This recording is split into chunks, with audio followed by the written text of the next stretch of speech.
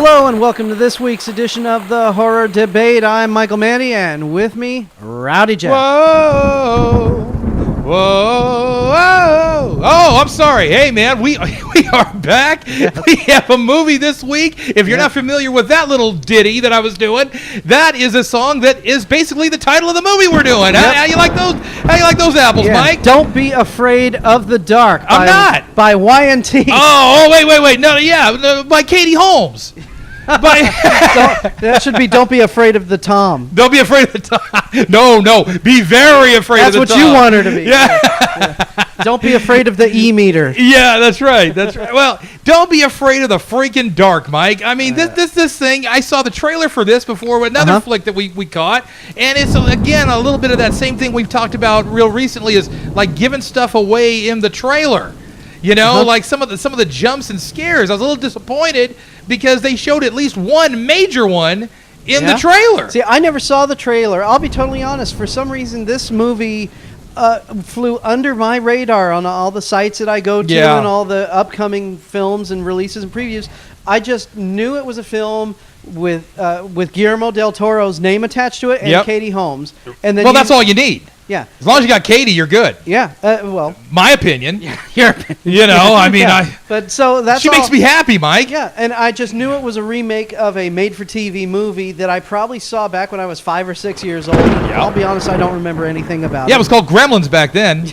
No, I rember that one. Yeah. And what was the other one? Leprechaun and about 15 other ones. My Gold. Yeah, that are very similar. Yeah, was it Jennifer Aniston in that movie? I hope so. I have to go back and watch it. Yeah. I remember when she was on, like, Days of Our Lives or whatever it was, man. You and your soap opera. Hey, what can I tell you? I live with a bunch of chicks. What can I tell you? What do you mean? You got, like... No, I lived with a bunch of chicks. Oh.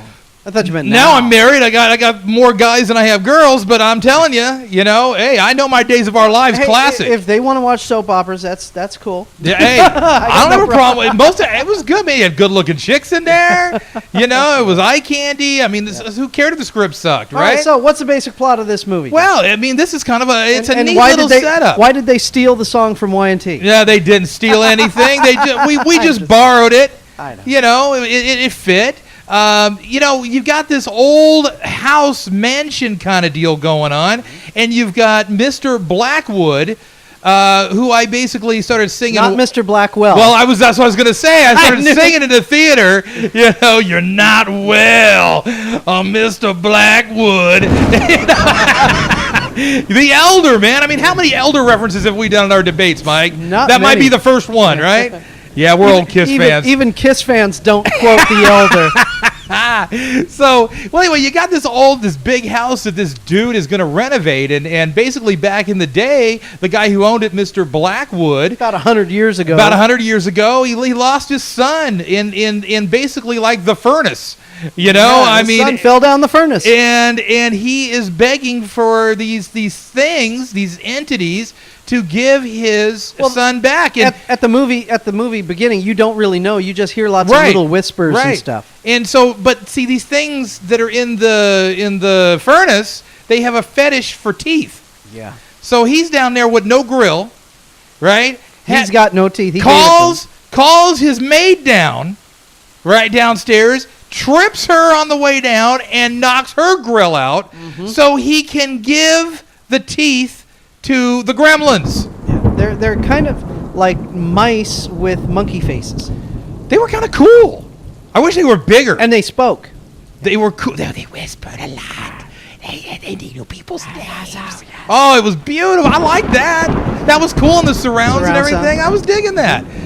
So anyway, basically what happens is now Katie, gorgeous as she is, moves in with her so-called boyfriend, who was the biggest idiot Guy Pearce father in the world. Oh no, there's worse fathers out there. He was good to her, but I mean, he wouldn't listen to her for Jack, right? I mean, she'd say, "I'm hearing this or I'm seeing this." His daughter's saying all these things. Honey, you're just imagining. You had too many Heinekens last night. Well, I don't know. Okay, his daughter, his wife decided in Los Angeles, give the daughter to the guy who lives in Mr. Blackwell's Blackwood's old house. Yeah. So the little girl comes and she's popping pills left and right because mom's like a health freak or a nut freak or whatever. Not Katie. No, but the mom. Right. Katie's going to be the future stepmom. Right. Yeah. And she even says, "I'm afraid I'm going to be the evil stepmother." Right. Because the girl doesn't like her. Right. The girl's like, 8 years old or 10 years old or something like that. Exactly. And she's cute. What's her name again? Oh. Madison something or other? Haley Madison? We got to get it right. Bailey. Bailey Madison. Bailey Madison. Bailey Madison. Yes. So, and she did a great job, Mike. I mean, not Billy Madison. She might have been Billy Madison. I mean, she might as well have been Billy Madison. As a matter of fact, the father may have listened to Billy Madison more than he did her. Yeah. It was unbelievable. But let me tell you something right now. Tell me something. This little girl had it together, man. I mean, she is really good in this role. Very effective. When she's scared, you can see it in her eyes. You can feel it. She portrays it perfectly, man. I mean, that's a chick with some talent. She's going to go places, man. That was pretty happening. And I thought, honestly, she was probably the best actor in the whole thing. Because let me tell you something. You're probably right. As much as I love Katie, some of the things she said in the movie were a little like I'm kind of reading, going through the motion. Not with a lot of oomph to it. You know what I mean? And the dad, while he did a decent job in portraying the idiot that he was. What's your job? Well, I portray the idiot. Yeah, because let me tell you something. If I was the father of a little girl who had that kind of fright in her eyes and she was trying to tell me something, I don't think I'd be calling like the local shrink. I don't think I'd be like, putting her to bed alone with this little carousel light thing. That light thing was creepy, wasn't it? I don't think I'd be doing that. I think I'd be sleeping with her. I think I'd have her in my bed. I think I'd be listening to what she said and trying to figure out where all this is coming from. Especially all those drawings she was doing. Yeah. Like the little rat know what that faces. reminded me of? What did it remind you of? Insidious. Where the kid was drawing all the stuff with the red door and then the flying away at night. I mean, it was kind of the same vibe to me with the pencil sketches with the different colors. Pretty cool. In the defense of this movie, because, really, there's only so many plots that are original. Everything borrows from everything. As I was watching this, you know what I was thinking of? The Amityville Horror. A little bit. Because the little kid is the one that makes the connection. Yeah. The parents don't believe, but all of a sudden weird things happen. We got to get out of the house. You know what, Mike? Parents suck. I mean, in all these horror movies, man, parents suck. There needs to be a horror movie where the parents are the smart ones. They don't listen. I mean, but what would happen if they listened, Mike? The movie would be over 20 minutes. Like what Eddie Murphy in this one routine. He said, there's no black people in horror movies because they walk into a house, hey, baby, this is beautiful, this and that. Get out. Too bad we can't stay. Too bad we can't stay. Gotta go. And then, 10 years later, Eddie Murphy makes The Haunted Mansion. So much did I want him to say, too bad we can't stay. But no, Eddie does the same stupid things. But so anyway, Katie and her... Shame on you, Eddie Murphy. Katie and her husband, not Tom, this guy, yeah, right, are renovating the place. Yeah, because they want to sell it and make a ton of money. And the little girl gets shipped to them because the mom thinks it would be better off for her. In other words, better off for the mom if she comes and stays with dad, yeah, right? When she calls the mom, you hear the mom giggling and laughing and at a party and stuff like that. So they give her this oversized bed. They give her this creepy carousel light thing. She's living in a house that I probably wouldn't even stay in because I would love that house. That thing was freaky, man. That's why I would love that. Yeah, I probably would. You're right. I probably would, but still. I wouldn't want my family staying there. Dude, I'm the one who told you we should buy the Amityville Horror House when it went on for sale. We totally should, and that's a whole different thing right there. I would love to do that, man. But no, this was a very cool mansion. Yeah, but, you think about this little girl now, okay, admittedly, though, Mike, it was creepy. Oh, hell yeah. So the girl comes to stay with them. They give her an oversized bed, a creepy carousel light deal. Well, in defense, the carousel itself was not creepy, but the way that the lights, yeah, and the angles and the director's vision and what the director did made it creepy. But you put this girl in that situation, and then you see her cry, and she's scared. And even Katie said earlier, Kim said earlier in the film, that's not being mischievous. That's fear. Yeah. You're seeing fear in her eyes. Well, she even said that when she said, Dad was yelling, why did you cut up all of her clothes with my razor blade? She said, I didn't. And she said, she's not angry. She's afraid. Look at her. Yeah, so you put that kid in that situation, and then the kid gets afraid. She's having night terrors, or so you think because you're stupid. And all of a sudden, all of a sudden you're still throwing her in the same bed. You're just basically repeating the same thing night after night. You're not listening to what she says, that she's got the freaking gremlins running around the place, calling her name and telling her things down the furnace. But anyway, let me back up a little bit. They're renovating this house, and they don't realize there is like the study of this dude. His like the basement. In the basement. So they, and the little girl finds it. And it was walled up, too. Yeah, little girl finds it, shows it to him. Look, idiots, here, there's a basement here. You notice every horror movie's got to have a crazy Ralph. Oh, yeah. And that's the groundskeeper, man. The crazy old groundskeeper. Yeah. Why didn't you tell us there was a basement here? A lot of houses here don't have basements.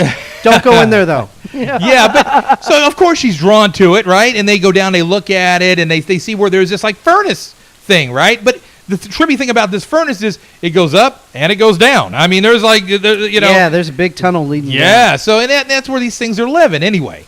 So, and she starts hearing voices, and the guy's got it all bolted up. Now, anytime you go into an old creepy place and you got something bolted up, it probably is that way for a reason. Yeah, you have a hidden door. You know what I'm saying? Yeah. Someone probably did that for a reason. Right. So anyway, she opens it up, of course, lets these things out, and that's where the terror begins. Well, because these things tell her they'll be her friend. Oh, of course, and you're going to believe everybody tells you you're going to be their friend. When you're 10 years old, you're not really the sharpest. I know. Well, when you got that idiot for a dad, you need all the friends you can get. I mean, exactly. You know what I'm saying? But at least Kim came around,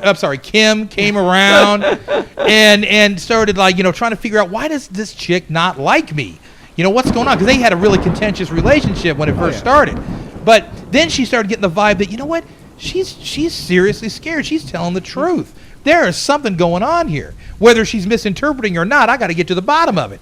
So she goes out and does a little research at the local library. And by the way, I wish I had a library like that. Oh, a cool library. But this really, again, it's not the fault of the movie or the screenwriter, but this movie does follow a lot of typical horror movie rules. The one person has to do the research, finds out the history, just like in the Amityville Horror. Absolutely. But this has Katie, so it's better. Anyway, so she goes and does the research in the library, and she finds out that some of the paintings that Mr. Blackthorpe, or whatever the hell his name was, Black man, Mr. Blackwell. Whatever. Yeah, no, it's not. What was it? Blackland? It was black something. Anyway, Blackwood.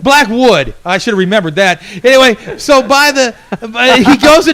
she goes and does the research. She sees some of the paintings that this guy has done. I wonder if there's a porn star with that name. There may be. I have to check on that, Mike. That's a good point. Anyway, so she goes and sees some of the paintings and drawings this guy's done, and they look exactly like what the little girl's doing. Yeah. So there's got to be some truth to what she's saying. They're showing the same sort of creature faces and all this, and this is sort of the part that reminded me a little bit of Insidious, with the paintings and everything. But she comes home, she tries to tell the idiot that there's got to be some truth to this, because I'm seeing paintings and drawings that look just like what your daughter's doing. Oh, well, I ain't got time for that, man. I got a big party. I got a dinner going on, and I got I want that front cover of Architectural Digest. Yeah, So, anyway. you moron. I mean, so I want this is one part of the movie where I wanted to stand up and I wanted to shake the dude. Okay, I seriously did. I wanted to stand up and go, look, Katie even said, I'm sorry, Kim actually said it.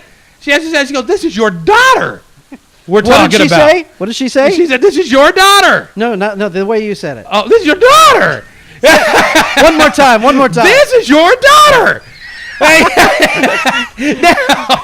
this is your daughter. This is how we get. Well, I'm trying to do the Katie voice. You know what I mean? And so anyway, but he doesn't listen. When are you going to come downstairs? Put your sexy dress back on. I got people at the door. He probably had high thetan levels. Oh, I don't know what's going on here, Mike. I felt the need to seriously hurt this guy throughout the movie, right? Maybe he thought Zimu was in the basement. I don't know. I don't know what's going on. But anyways, bottom line is this.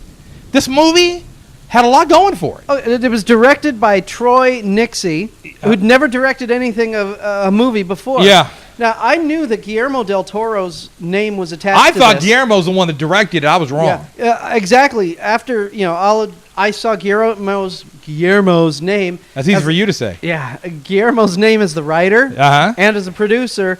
And it just went over my head that it was not directed by him. But watching this, you could tell that Troy watched a lot of Guillermo's movies. Yeah.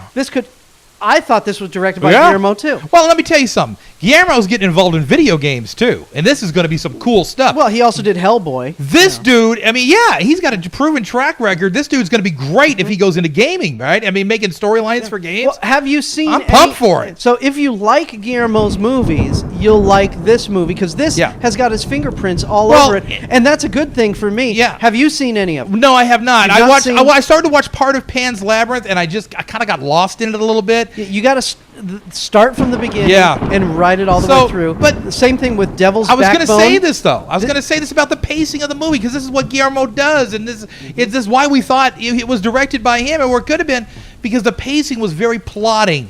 It took a while to get anything going. I wouldn't use the word plotting, but methodical. Yeah, and there were hints dropped. There were hints dropped along the way. Right. But it definitely felt like we needed to go somewhere. We're just taking a while to get there. I really dug The Orphanage by his. I have that, and I have to watch it. Yeah, when you watch that, and you'll go, oh yeah, I can see Guillermo has a very distinctive style to it. Yeah. And he's kind of like Tim Burton light.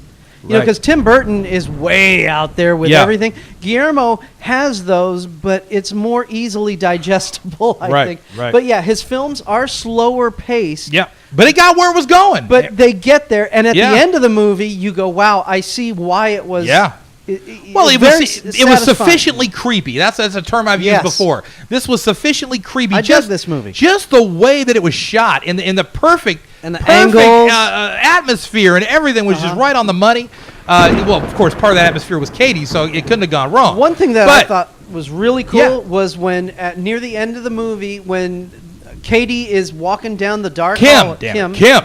Whatever. I'm sorry. So she's walking down this hallway, and there's these 3 stained glass windows, like church. They're square at the bottom. They go up, and they meet a point at the top. And as she's walking behind, since it's really dark, you just see her silhouette, and she's in front of the middle one, one a little higher than the other two, and then lightning flashes behind her, so you see her image clearly. And then that was a cool shot. Awesome.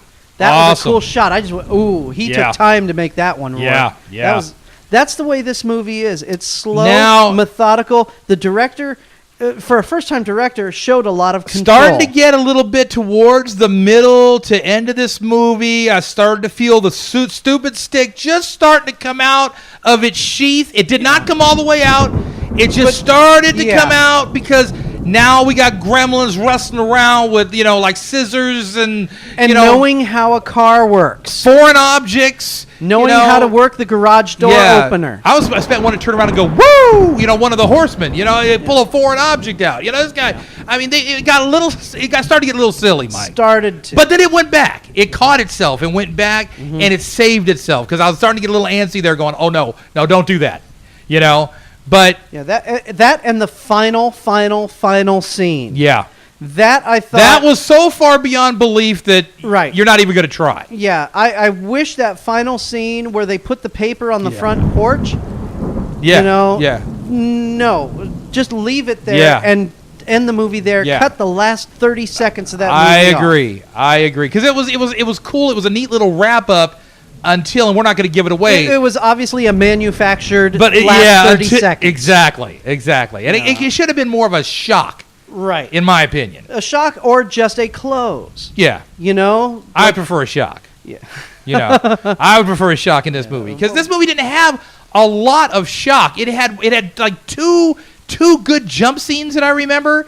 And the rest of it was kind of... But at least this movie didn't make didn't exist for jump scenes. Right. It was a big long scene sequence and building tension. I agree. And then you see these little rat monkey things running around and the tension is building and you see action going on. I agree. This movie was not like the stupid Paranormal Activities where all it is cat in the window jump scares. Well, yeah, but that's a whole other debate. You know me, I'm going to fight you on that one. Yeah, so that's all right. But you see what I mean. It wasn't, the movie didn't rely on bang. Yeah. Well, the one thing I learned personally in this movie was that my wife looks an awful lot like Katie Holmes, okay? Surprised? I gotta tell you that, okay? As Katie gets older, and her face matures and everything, and with the hairdo she had, I was like, oh, when did you get a job, honey? And then the movie. It looked just like her, man. I'm God. I guess that's why I married a girl who looked like her, because I always thought Katie was gorgeous. Oh, man. Hey, so. I am not going to say, gee, you're going to go home. Gee, now that Katie Holmes is old, hun, she looks like you. No, that's not I'm not going to say that. That's not what I meant. I know. Used to. Let me tell you this little story. We had a friend that lived in San Francisco. She was watching TV, the same channel we were one night. She was watching on HBO or something. She saw Disturbing Behavior. And From you? That's the one that was in. I see that a lot. No. Yeah, I do it all the time. No, but she saw it with Katie Holmes in it, and she called and she goes, "What is your wife doing on TV?"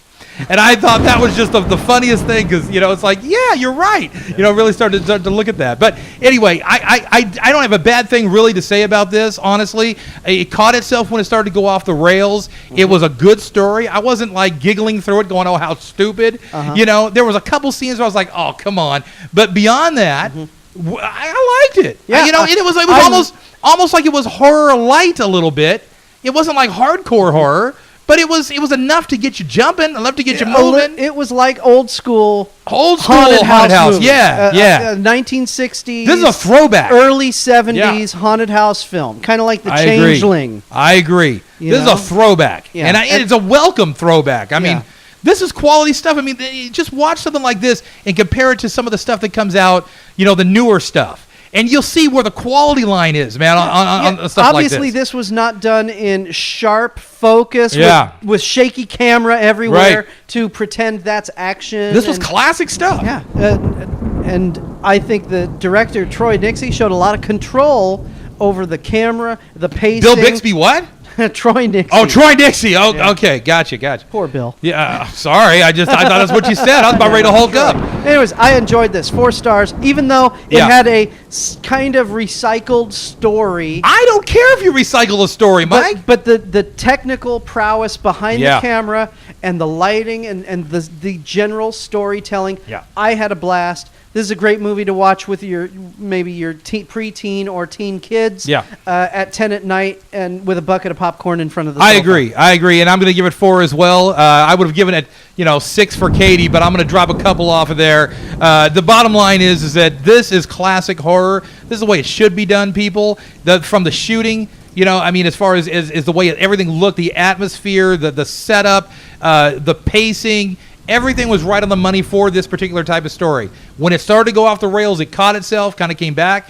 I didn't even mind the little gremlin creatures all that much, because they were sufficiently scary. They looked to be completely honest with you. They were really good. They well looked done. like those crazy monkeys in those. What was that Outbreak with Dustin Hoffman? Yeah. Those white little monkeys with the pink faces. Yeah, these dudes were something else. But why did the little girl, when she slammed the bookcase on one and killed it? Yeah. Why did she not turn around and go, "Hey yo, there it is. Look, hey yo, stupid dad. Hey you, look." Yeah. Am I making that up? Look, there's blood dripping down your bookcase right there. I chopped his Look, his little wing hand is off. hanging off. Yeah. Look, see? That would have made it more realistic to me. When that didn't happen, I was dumbfounded. Yeah. When she did not look at him and say, "Look, I got proof." Yeah.